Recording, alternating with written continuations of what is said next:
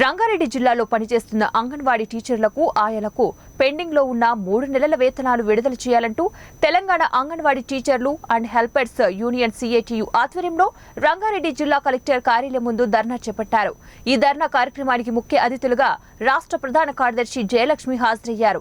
ఈ సందర్భంగా ఆమె మాట్లాడుతూ నెలల తరబడి వేతనాలు రాకపోవడంతో కుటుంబ అవసరాల కోసం అప్పులు చేయాల్సినటువంటి పరిస్థితి ఏర్పడిందని మండిపడ్డారు. కనీస వేతనం 26,000 రూపాయలకు పెంచాలని, 10,000 రూపాయలు అలాగే ప్రతి నెల కూడా 10,000 రూపాయలు పెన్షన్, ఈఎస్ఐ, ఉద్యోగ భద్రత కల్పించాలని డిమాండ్ చేశారు.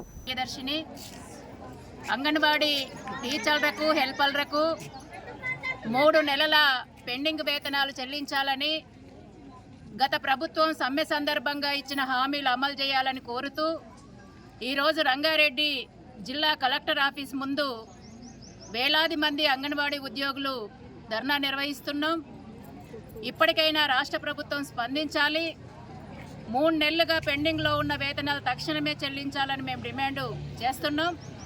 ఇప్పటికే ఈ ప్రభుత్వం వచ్చిన తర్వాత మంత్రి సీతక్క గారికి వినతి పత్రం ఇచ్చాం, కమిషనర్ గారికి ఇచ్చాం, అట్లాగే ప్రిన్సిపల్ సెక్రటరీ గారికి ఇచ్చాం.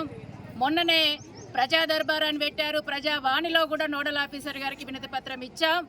అయినా మా సమస్యల్ని పట్టించుకొని పరిష్కారం చేసే చిత్తశుద్ధిలో ఈ కాంగ్రెస్ ప్రభుత్వం కనిపించట్లేదు. అందుకే ఈరోజు మేము ధర్నా చేయడానికి కూడా ప్రభుత్వ నిర్లక్ష్యమే కారణం అనేసి ఈ సందర్భంగా మేము తెలియజేస్తున్నాం.